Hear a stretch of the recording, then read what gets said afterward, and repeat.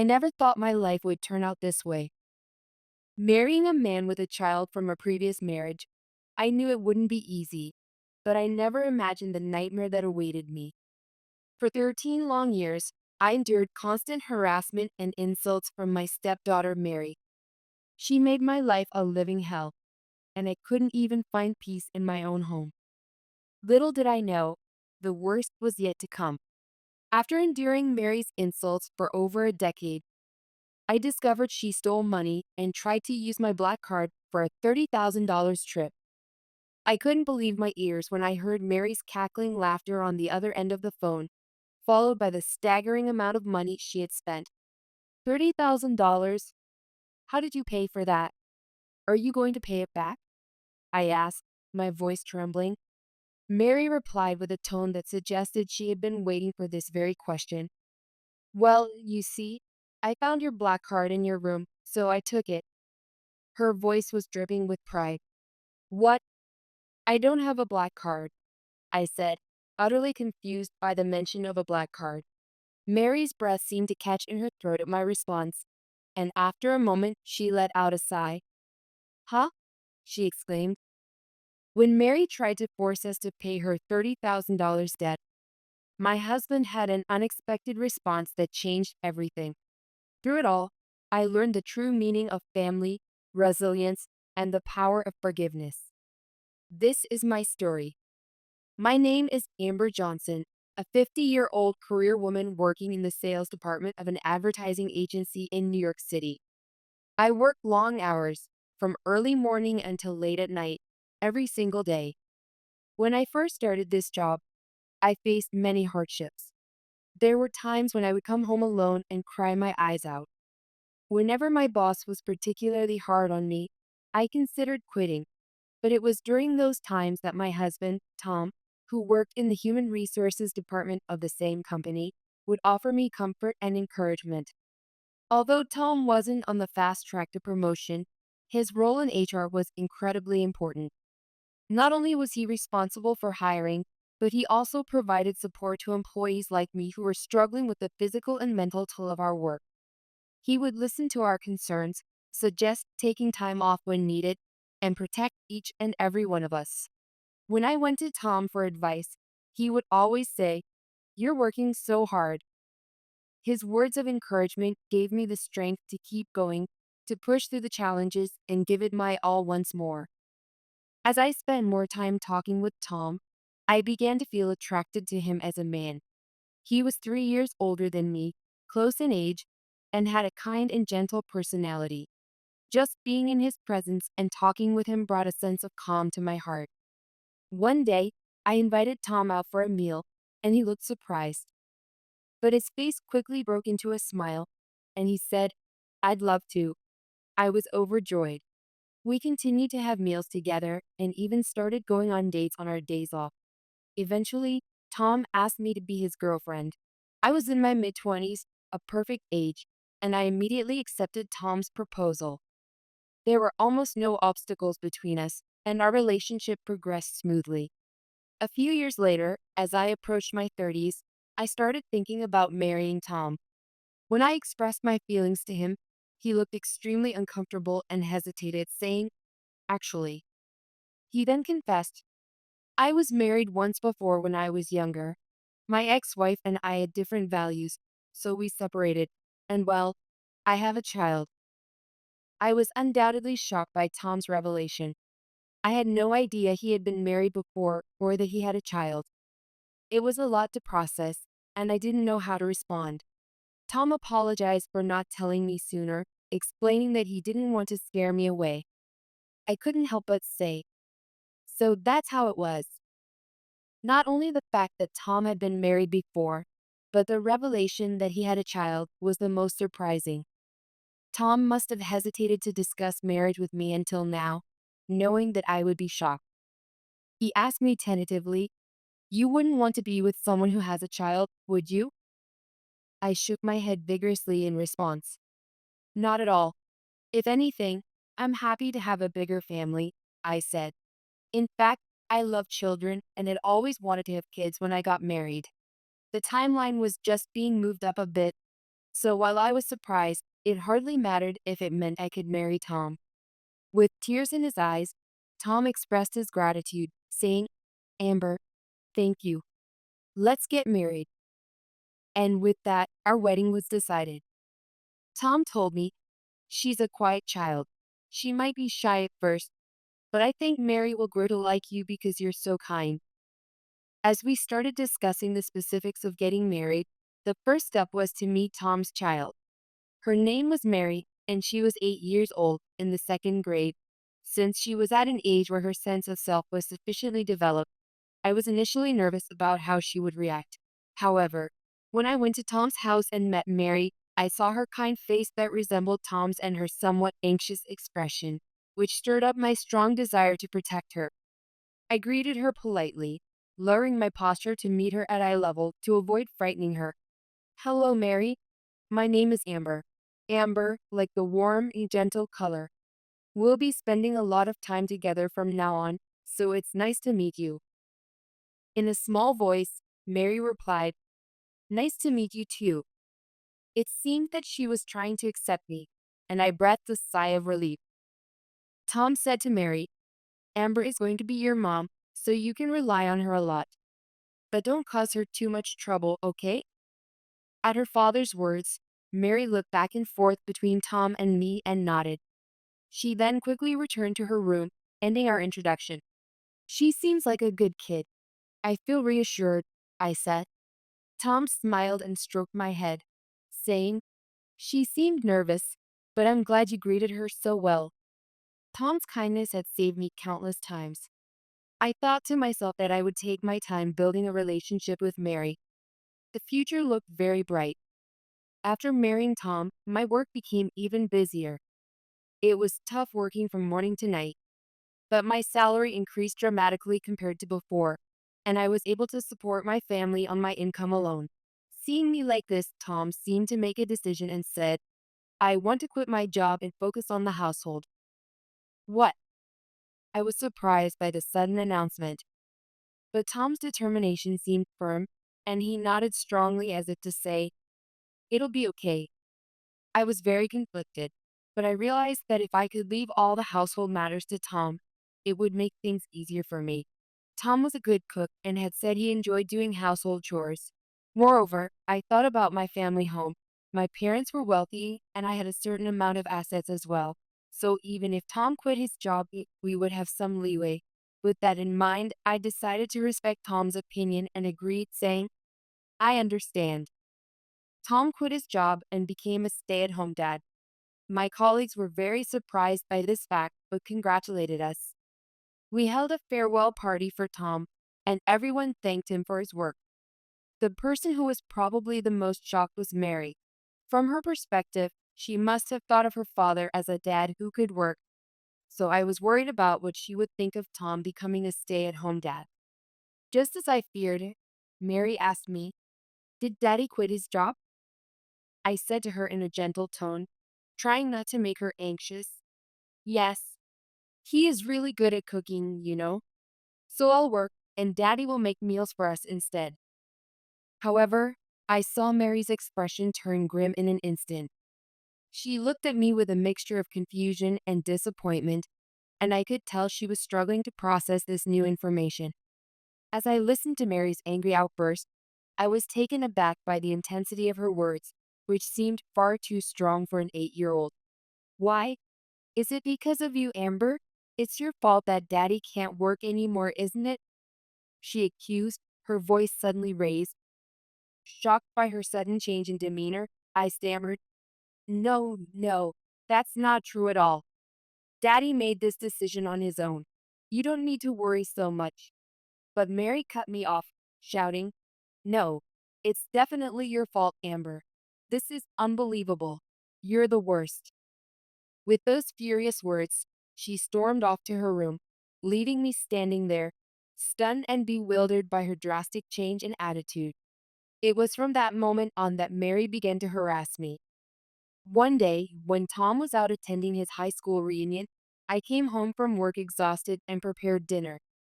However, Mary refused to even touch the food I had made, declaring, I hate the food you make, Amber. I bet it tastes awful anyway. I like Daddy's cooking better. I tried to reason with her, saying, That's not true, Mary. I've been cooking normally all this time, you know? But she insisted, You're lying. Compared to Daddy, you're definitely a terrible cook. I'm not eating dinner today. Mary, you can't do that, I said, feeling exasperated. The idea of an elementary school student refusing to eat was unacceptable to me. When I tried to bring the food closer to her mouth, she screamed, Stop it. What are you doing? I hate you, Amber. Her words, I hate you, stung me deeply, and even I couldn't bear it. Lost for words, I simply fell into silence and cleaned up the entire meal that Mary had left behind, all by myself. She locked herself in her room and went to bed that night without even looking at me. When Tom returned home, he noticed Mary's absence and asked, Huh? Where's Mary? What happened? I brushed it off, saying, We just had a little fight, that's all. I didn't want to worry Tom. I knew that if he found out his child and his new wife weren't getting along, he would surely blame himself, being the kind-hearted man he is. So, I made a firm resolve not to tell Tom about my interactions with Mary. 13 long years have passed since then, and Mary is now 20 years old. Unfortunately, Tom and I were unable to have children of our own. It turned out that I had a condition that made it difficult to conceive. While it was a bit of a shock, I wasn't sure how I would have managed to balance having a child with my relationship with Mary, so maybe it was for the best. These past 13 years have been truly grueling. From the day Mary refused to eat the food I prepared, her harassment towards me escalated year by year. She would say things like, I bet you've never been popular with guys before, Amber. Poor dad being tricked by you, or, Oh, were those rags yours, Amber? I thought they were dust cloths, so I threw them away. And, ew, look at the housemaid pulling weeds again. I'm gonna post this on social media. As Mary grew older, her mischief became more calculated, and she started using social media to expose my embarrassing moments to the world. Because of her, I couldn't even walk around the neighborhood without becoming the subject of gossip. At one point, I became so mentally ill that I couldn't even go to work. When Mary was younger, her harassment was still relatively innocent. But now, things have changed. When I come home tired, with my phone in hand and a weary expression on my face, Mary immediately takes a video saying, Look, I found the housemaid with a face like a mountain witch again, and posts it on social media. I didn't understand much about social media, but it was infuriating to watch the videos Mary took of me spread across the internet without my consent. As I angrily confronted Mary, saying, That's enough. Delete that right now. She just gave me a nonchalant look and replied, No way I'm deleting it. I'm popular on social media, you know. She completely ignored my demands, and I felt utterly frustrated. Despite my resentment, I still didn't tell Tom about what Mary had done to me. She only harassed me when Tom was absent. So for the past 13 years, he remained unaware of how badly she treated me. But that's fine. Mary is turning 21 now, and once she graduates from college and gets married, she'll likely leave this house. I kept telling myself to endure it until then. As I neared my breaking point from Mary's constant harassment, her 21st birthday was approaching. Tom asked her, Mary, are you going somewhere for your birthday this year? Until now, Tom had always celebrated Mary's birthdays. Of course, I also participated in the celebrations, even if it was just for show. To Tom, Mary was his precious only daughter. It wasn't surprising that he wanted to celebrate her 21st birthday grandly. Mary told him, Oh, I'm going on a trip with my friends this year. A trip? Tom asked, surprised. Yeah, to Los Angeles. So I don't need a cake or anything this year, Mary said, sounding somewhat excited about the trip. Tom seemed a little sad when Mary said she didn't want a cake. However, he quickly brushed it off, thinking that since Mary was already 21, maybe she was too old to have her parents celebrate her birthday. Los Angeles is quite extravagant. Do you have enough money? Tom inquired. It's fine, don't worry. My friend. That kid is rich, Mary replied. I see, Tom said, not quite catching on. I instinctively knew that Mary had a boyfriend and was going on a trip with him, but Tom didn't seem to pick up on it. Anyway, be careful and have a safe trip, Tom told her. Yeah, yeah, Mary responded, waving her hand dismissively as if she found her parents' concern bothersome. She then returned to her room. Left alone in the living room, Tom and I looked at each other. I voiced the question that had been on my mind during the earlier conversation. She said her friend is rich, but a trip to Los Angeles is still quite expensive. I wonder if it's really okay. Mary was a college student but didn't have a part-time job because she found it troublesome. Living at home, I thought she could get by on just her allowance without working, but a trip was a different story. Who knows? Maybe she's been saving up her allowance, Tom suggested. I wonder about that, I said, unconvinced. Mary always acted like a good girl in front of Tom, so he probably saw her as a sensible daughter who diligently saved her allowance. But I had a woman's intuition. I couldn't shake the feeling that Mary was lying about something. As I sat next to Tom, who seemed a little sad about not being able to celebrate his daughter's birthday, I couldn't help but feel a hint of unease in my heart. The day after Mary announced her trip was payday. I went to the bank to check my salary deposit, but that's when I discovered a shocking truth. What? What is this? I was at a loss for words when I saw the printed entries in the passbook for the account I used to manage our household finances. Last week, $50 had been withdrawn. And it wasn't just last week. Every month, $50 was being withdrawn by someone. I thought I had been managing our household finances, but I rarely checked the account, assuming the remaining money was savings. Moreover, there were often $50 payments for things like Tom and Mary's insurance, so I hadn't noticed that it was a withdrawal and not a direct debit. Since when? The passbook only had entries for the past 3 months, but for at least those 3 months, $50 had been steadily withdrawn. A cold sweat ran down my back. I decided to go home and check the older passbooks, turning on my heel to leave. As soon as I got home, I rummaged through the past household finance passbooks. What I discovered there shocked me. In the 3 years' worth of passbooks that I had been managing, I found that $50 had been taken out every single month. I muttered to myself, this can't be happening. The $50 withdrawals had probably been going on for even longer than 3 years, but I just hadn't noticed. I felt dizzy, and there was only one person who could be responsible for this: Mary. She had expressed concern about money for her trip, but it turns out she had been stealing from our household funds every month and saving it up. Since we also gave her an allowance, she must have been able to save all the stolen money. I tried calling Mary, who was currently out, but she wouldn't answer her phone. That evening, Tom informed me. Apparently, she left for Los Angeles tonight. It was sudden. She didn't mention anything about it yesterday. That's when I realized Mary had already left for her trip. Even at this point, I couldn't bring myself to tell Tom what Mary had done. I had no concrete evidence that Mary was behind the missing money.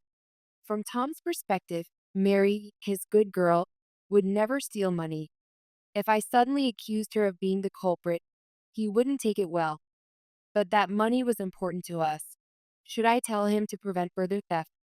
I agonized over it repeatedly, but in the end, my cowardice prevented me from telling Tom about Mary.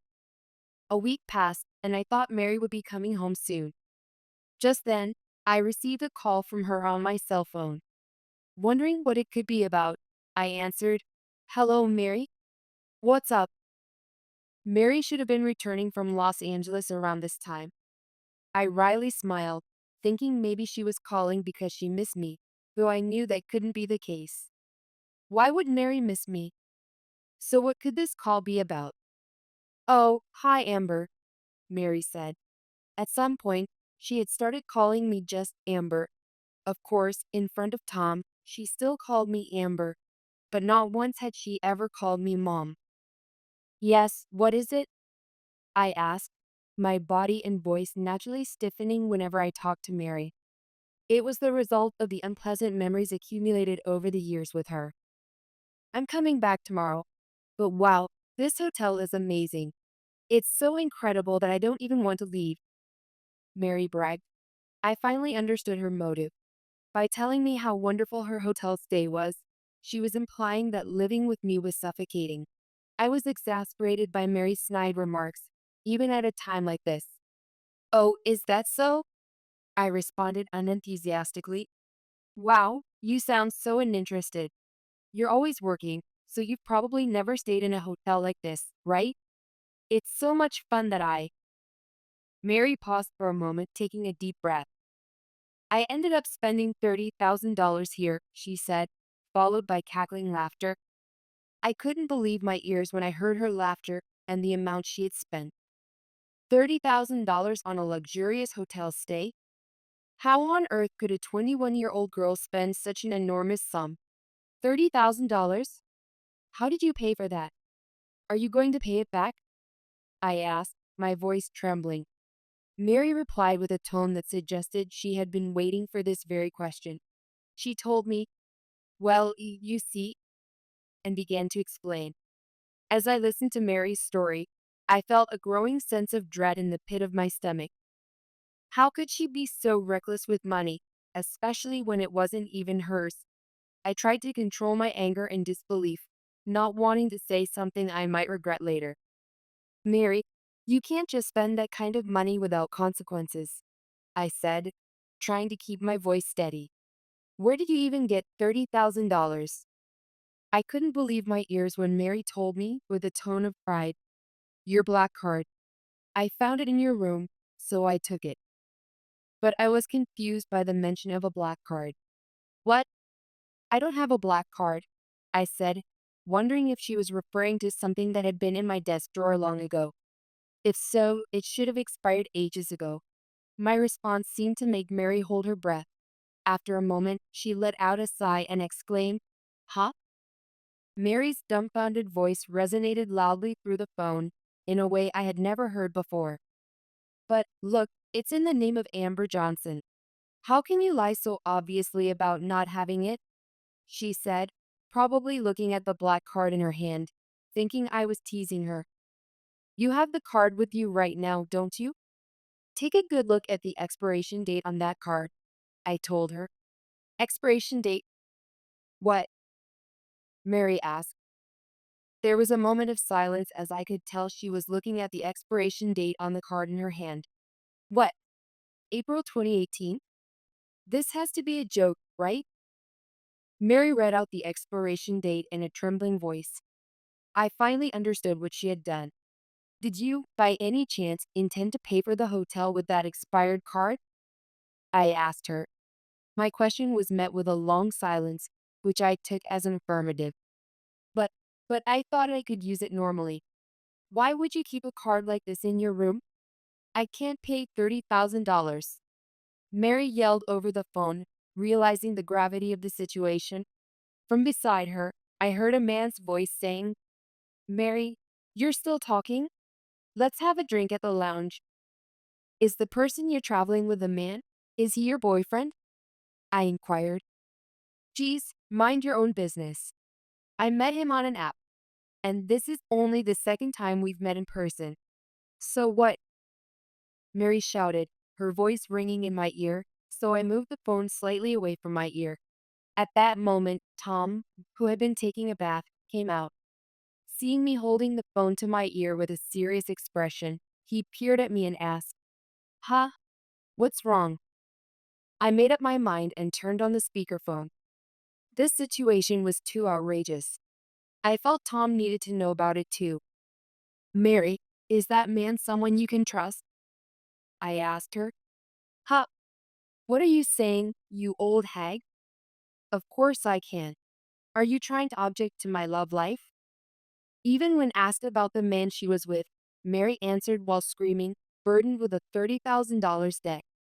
I couldn't believe that Mary and the man, who had spent $30,000 in just a week's stay, had any common sense.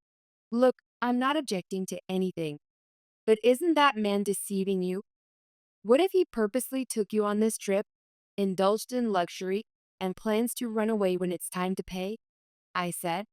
Wha? Mary gasped. The next moment, I heard the man's voice over the phone. Ah, damn, we got caught, he said in a low voice. Mary also seemed to be at a loss for words, uttering a surprised huh. It appeared to be just as I had thought. Mary had been tricked by the man into going on this trip, where she was made to spend a large sum of money with him. The man likely had no intention of paying and planned to run away, only temporarily staying with Mary. As I listened to Mary's desperate plea, clinging to the hope that the man's words weren't true, my heart ached for her. What do you mean? Are you saying that what Amber said is true? She asked, her voice trembling. The con artist's laughter rang out, inappropriately cheerful and eerie. Yeah, it's true. You're pretty stupid, you know. Going on a trip with a man you've only met once, he said, his tone dripping with mockery. I could imagine Mary's face turning pale on the other end of the phone. She stammered, But, but you told me so many times how cute I was when we met before. The atmosphere was so good, and I thought you were my soulmate. As Mary clung to her memories with the man, unable to accept reality, his laughter abruptly stopped. Huh? I can say that kind of stuff even if it's a lie. What's so cute about you? I just thought you'd make a good target. Idiot, he said, hurling insults at her. After thoroughly berating Mary, the con artist said, Well then, see ya. It seemed he had gotten into a taxi or something, as it was clear he had left Mary's side. Mary desperately shouted, Wait a minute. But the man was probably well versed in these situations and had swiftly disappeared. What? What's going on? I was tricked by that guy? No way. Then what about this $30,000? Do I have to pay it? Mary muttered, trying to process the reality she had been left with. I felt sorry for her, but it was her own doing. I couldn't bring myself to sympathize with her. I glanced to the side and saw Tom listening to Mary's words with an expression I had never seen before, his face completely serious. Mary, now almost hysterical, pleaded, Hey, Dad, you're there, right? Help me. I can't pay $30,000. I don't care if it's the old hag. She's from a rich family, right?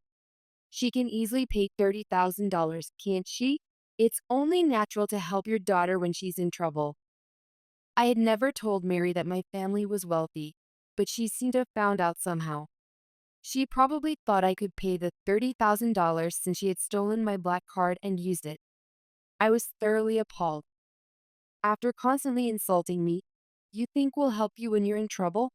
You've been stealing money from our household, haven't you? I know. I know you've been stealing $50 every month, I said, my frustration boiling over.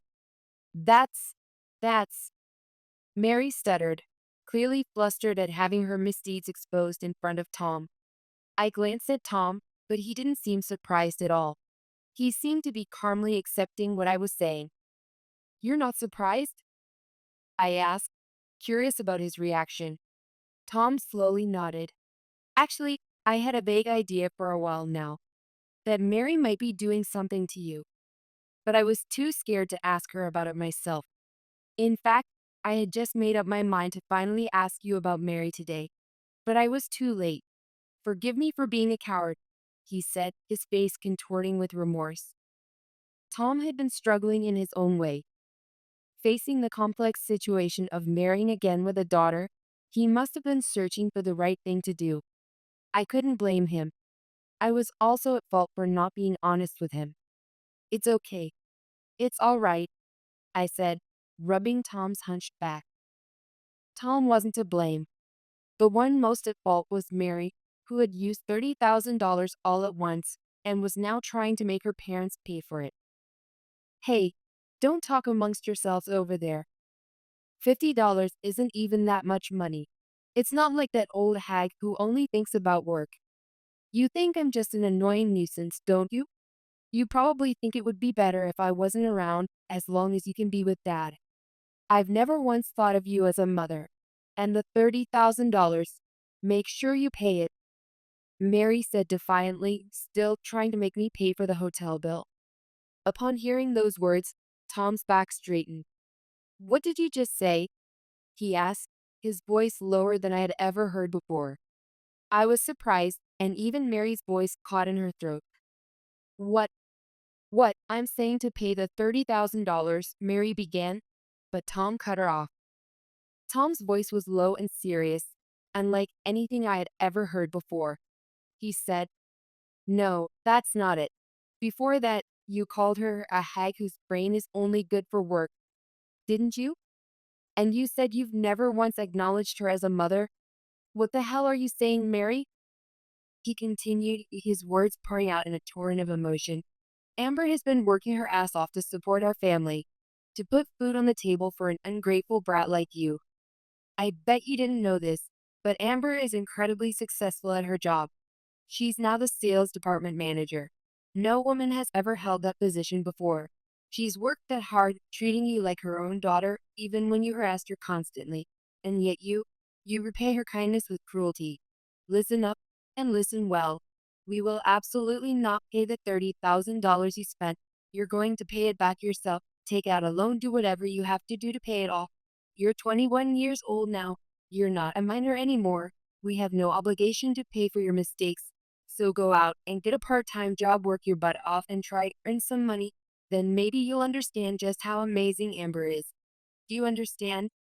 As Tom's words poured out in a torrent, I watched in awe as this usually gentle man spoke his mind so directly. The tears I had been holding back finally spilled over. Mary's trembling, tearful voice came through the speaker, asking, Why? Why me? Am I not your precious daughter, Dad? But Tom's feelings seemed unwavering. He told her, It's because you're my precious daughter that I'm saying this. Go out into the world and learn how society works.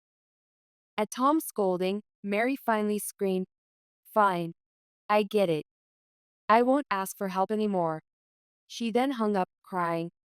I looked at Tom and sighed. Then I hugged his back and conveyed my heartfelt gratitude, saying, Thank you. Tom replied, No, I'm the one who should apologize for putting you through such a hard time.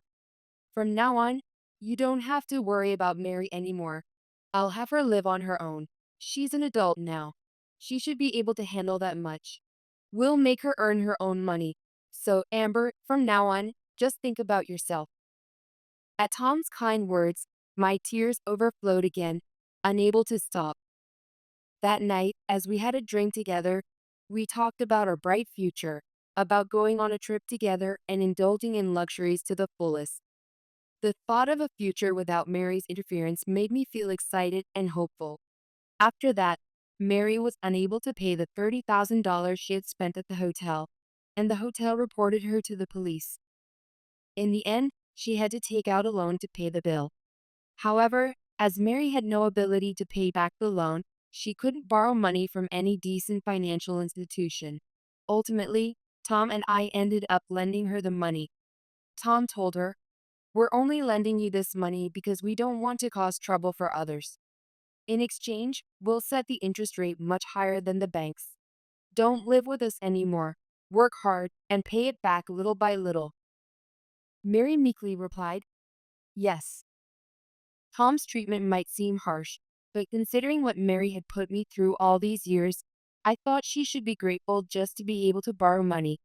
Of course, the con artist man had managed to escape. Apparently, he was a habitual offender in romance scams, where he would make women he met on apps fall for him and then make them pay. The police had him on their radar, but the investigation seemed to be struggling, possibly because he committed his crimes in a way that left no evidence behind. I hoped he would be caught as soon as possible. Mary, who had been kicked out of the house, rented a rundown apartment nearby. The wallpaper was peeling off in many places, and she could hear the voices of the people in the next room. She said she had to scream daily while dealing with the many bugs that came in. With no part-time job experience, she was constantly rejected at job interviews.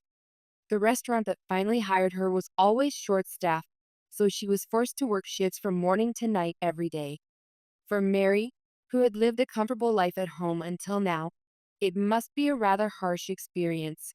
But this level of retribution is only to be expected. Because of the videos Mary had posted on social media, I couldn't even go outside for a while. I wish she would think herself lucky just to be able to bask in the sunlight. Meanwhile, Tom and I were enjoying our life together. Just the two of us, in the house Mary had left. Recently, Tom seemed to have picked up photography as a hobby and was going out to study it in between household chores.